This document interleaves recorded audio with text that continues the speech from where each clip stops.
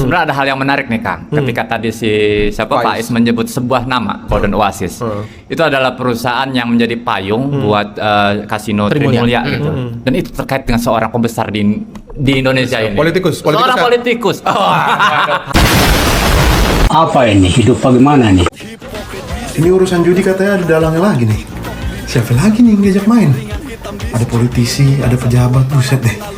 Gak ada takut-takutnya apa ya? Apa ini? Hidup bagaimana nih? Saya baru saja membaca sebuah berita yang sangat mengenaskan dan mengerikan. Dan setelah baca berita tersebut, saya sedikit mengeluarkan air mata. Memang lebay, tapi ini bentuk kecintaan dan kepedulian saya yang sangat besar terhadap kondisi negeri ini. Jadi beritanya itu tentang negara Kamboja yang kita tahu bahwasannya di sana perjudian sangat marak, tapi ternyata dalang dibalik maraknya perjudian yang terjadi di Kamboja adalah para pengusaha dan politikus yang berasal dari Indonesia. Apa ini? Hidup bagaimana nih? Salam rekan-rekan Modris News dimanapun Anda berada. Kembali kita akan membahas persoalan sosial, politik, hukum yang ada di Indonesia. Kali ini kita akan membahas mengenai perjudian ya, judi online yang melibatkan salah satu politisi yang cukup ternama di Indonesia dan juga merupakan orang kepercayaan daripada Prabowo Subianto. Isu ini begitu ramai diperbincangkan oleh netizen. Salah satunya adalah hasil dari investigasi yang dilakukan oleh Tempo beberapa hari yang lalu soal dugaan kuat begitu keterlibatan seorang politisi dalam perjudian online ini. Perdagangan dan Komisi Judi Komersial Kamboja itu kita dapat beberapa indikasi perusahaan yang diduga di dalamnya itu dimiliki atau sempat dimiliki oleh pengusaha-pengusaha Indonesia. Katakanlah tadi misalnya di Kampung Dewa. Di Kampung Dewa itu kasinonya dikelola oleh nama perusahaan itu Lionheart. Okay. Nah, kalau di siapa pemilik Lionheart ini? Kalau kita cek di Kementerian Perdagangan, itu di Lionheart itu ada nama Tommy Hermawan Lo sebagai direktur.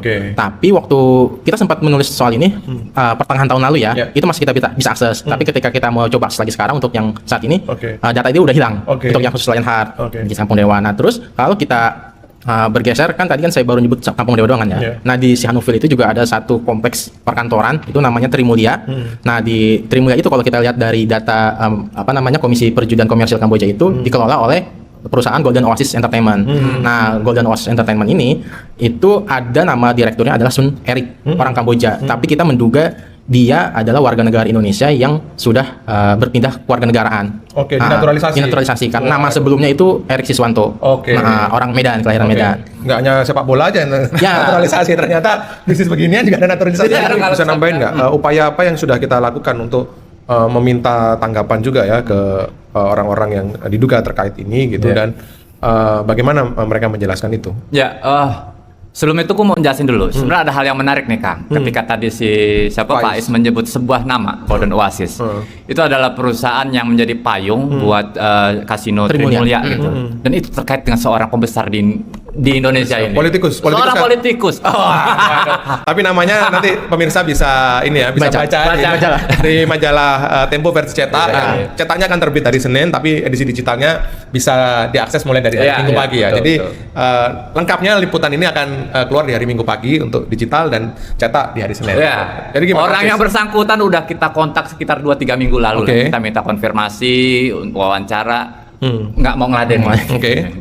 Pernah suatu ketika dia meminta dengan salah seorang dari wartawan Tempo untuk ketemu, tapi dia pun nggak mau menjelaskan. Sampai dengan hari ini bahkan pemimpin redaksi kita masih nyuruh redaksi untuk ngejar lagi konfirmasi.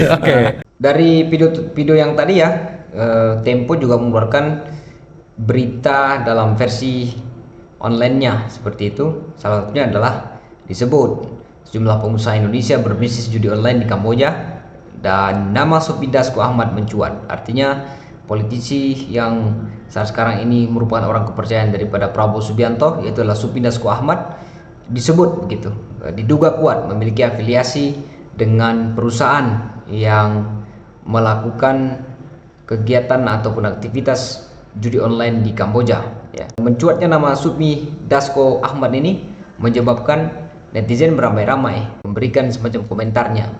Ini urusan judi katanya ada dalangnya lagi nih. Siapa lagi nih yang diajak main? Ada politisi, ada pejabat, buset deh. Gak ada takut-takutnya apa ya? Sekarang kan orang gampang tahu ya bang. Udah bang, jangan macam-macam bang. Udah bang. Saya baru saja membaca sebuah berita yang sangat mengenaskan dan mengerikan. Dan setelah baca berita tersebut, saya sedikit mengeluarkan air mata. Memang lebay, tapi ini bentuk kecintaan dan kepedulian saya yang sangat besar terhadap kondisi negeri ini. Jadi beritanya itu tentang negara Kamboja yang kita tahu bahwasanya di sana perjudian sangat marak, tapi ternyata dalang dibalik maraknya perjudian yang terjadi di Kamboja adalah para pengusaha dan politikus yang berasal dari Indonesia. Menariknya, ini ternyata dimanfaatkan oleh pemerintah Kamboja untuk memperbaiki ekonomi mereka. Sehingga ketika ada investor yang berasal dari Indonesia untuk membuka judi di Kamboja, pemerintah Kamboja mensyaratkan agar mereka tidak hanya membuka judi udara atau online, tapi juga disyaratkan harus memiliki kantor kasino darat atau judi offline. Banyak sekali akhir-akhir ini migrasi WNI ke Kamboja, dan ternyata itu mereka lakukan untuk bekerja di perusahaan-perusahaan judi yang sudah dibuat di sana. Dan ada yang lebih ironi, ketika pemerintah Kamboja sendiri sangat melarang keras untuk warganya bermain judi. Jadi sangat-sangat dilarang, karena mereka sadar bahwa mereka masih miskin, negara mereka masih kecil, sehingga kalau mereka kemudian memainkan judi online maupun offline, itu akan menyengsarakan negaranya, itu akan menyiksa baik jiwa maupun raga orang-orang atau warga negara Kamboja. Nah, maka dengan senang hati ketika ada investor yang datang dari Indonesia, pemerintah Kamboja sangat-sangat terbuka.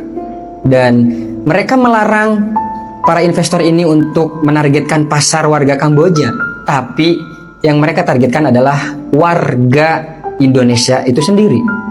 Nah, yang menjadi poinnya adalah oleh negara seperti Kamboja saja kita masih dijadikan objek, kita masih dijadikan bahan, kita masih dijadikan sebagai korban.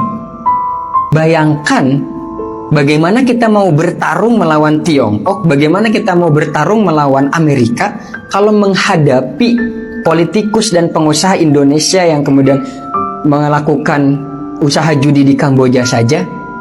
Kita tidak mampu, pemerintah kita tidak sanggup. Apa yang kemudian kita harapkan untuk melawan Tiongkok, Amerika, dan negara-negara besar lainnya? Lawan Kamboja aja dulu lah. Ya, selain itu juga soal keterlibatan daripada Supmi Dasko Ahmad ini tadi ya, juga dikonfirmasi sebenarnya oleh Tempo ya. Kalau kita perhatikan di sini ya, politikus Partai Gerindra dan Wakil Ketua Dewan Perwakilan Rakyat Supmi Dasko Ahmad diduga pernah terhubung dengan Golden Oasis katanya. Golden Oasis ini adalah perusahaan yang mengelola salah satu kasino ya di mana? Di Kamboja. Dalam laporan tahunan 2022, PT MNC Entertainment Tbk menulis riwayat kerja komisaris utama mereka saat itu. Supmi Dasko pernah memiliki pengalaman bisnis di Golden Oasis Entertainment dan Golden Oasis Real Estate di Kamboja. Informasi ya, lagi-lagi nih. Informasi soal Dasko terafiliasi dengan bisnis judi ini dibenarkan oleh seorang pejabat di Kabinet Merah Putih ya.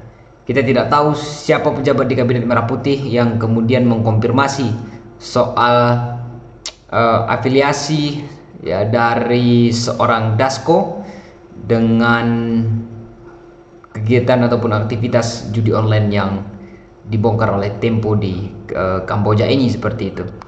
Nah, dan selain itu juga bahwa Tempo berupaya meminta konfirmasi kepada Dasko dengan mengirimkan surat permohonan wawancara ke akun WhatsApp pribadinya dan ajudannya. Surat yang sama juga dikirimkan ke kantor Dewan Pengurus Gerindra dan kediaman Dasko di Jalan Pasar. Namun permintaan belum ada konfirmasi, seperti itu kata ulasan Tempo. Persoalan ini mendapatkan tanggapan-tanggapan yang cukup luar biasa dari netizen. Nama politisi dalang pengendali judi online di Indonesia sudah diungkap Tempo di laporan harian.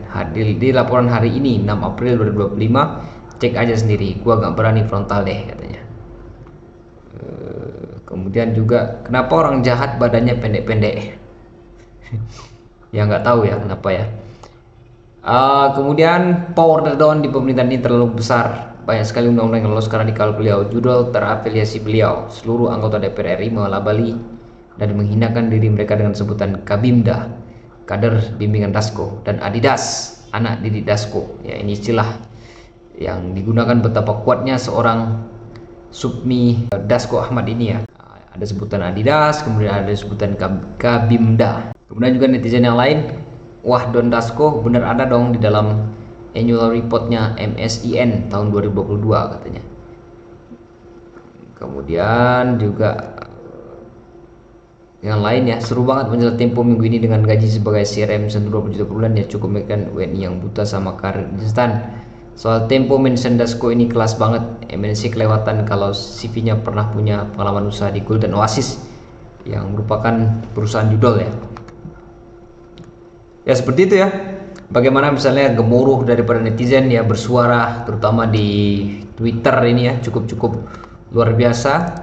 Dan kalau kita perhatikan hingga hari ini ya, hingga detik ini nama Dasko masih trending topik di Twitter, dan netizen tampaknya masih belum puas ini untuk mencari apakah benar seorang Supmi Dasko Ahmad terlibat dalam aktivitas perjudian yang dilakukan di Kamboja ya. Tentu targetnya adalah orang-orang di Indonesia ya, dan kita cukup menyayangkan sebenarnya jika aktivitas ataupun afiliasi atau dugaan terlibatan Supmi Dasko Ahmad ini dalam perjudian online. Dan ini merupakan salah satu hal yang harus selalu kita kawal dan juga harus kita ikuti. Tentu kita tidak menuduh ya, lagi-lagi kita tidak menuduh ya, lagi-lagi ini adalah hasil investigasi daripada Tempo, dugaan yang cukup kuat ya, yang disebutkan tadi dengan beberapa fakta-fakta yang sudah diuraikan oleh majalah Tempo gitu. Nah, kalau kita memperhatikan apakah ada serangan-serangan begitu terhadap Dasko ya, kita coba buka Twitternya Dasko ya, kita lihat ini ya, Profesor Supmi Dasko Ahmad. Kita coba buka apakah ada serangan-serangan begitu dari netizen ya. Terakhir melakukan postingan pada 1 April ya. Abaikan hasutan Tempo yang bang, yang dibungkus A1, tetap semangat bang ya. Ini yang mendukung ini Dasko. Hari ini roh jurnalisme sudah mati. Tempo yang pada zamannya menjadi media untuk mencerahkan masyarakat, hari ini malah dijadikan media propaganda negatif, bahkan malah untuk sebar hoax, fitnah, dan juga pengiriman opini ya. Tampaknya bagus-bagus ini komentarnya. Oh ini orangnya, ini mulai negatif ini ya, sentimennya negatif. Kemudian ada yang mau kamu sampaikan ke orang ini, dia mention Grok ini, anoniman sih @vinuas ya. Ya pasti ya, memang lagi trennya ini mau mention Grok ya. Beneran Pak usaha sampai ke luar negeri. Don Dasko maaf cuma mau baca komen rakyat, ternyata ini dia Zeusnya wakil ketua. Jangan-jangan ini cuma buat nyebar kepanikan. Banyak berita palsu sekarang, jangan langsung percaya. Ya memang jangan langsung percaya ya, kemudian kalau belum ada bukti kuat, mending jangan diambil serius dulu ya. Seperti itu netizen berkomentar di postingannya Profesor Supmi Dasko Ahmad ya. Seperti itu rekan-rekan, bagaimana tanggapan dari rekan-rekan sekalian? Tuliskan komentar Anda di bawah. Terima kasih dan selamat menjalankan aktivitas kembali.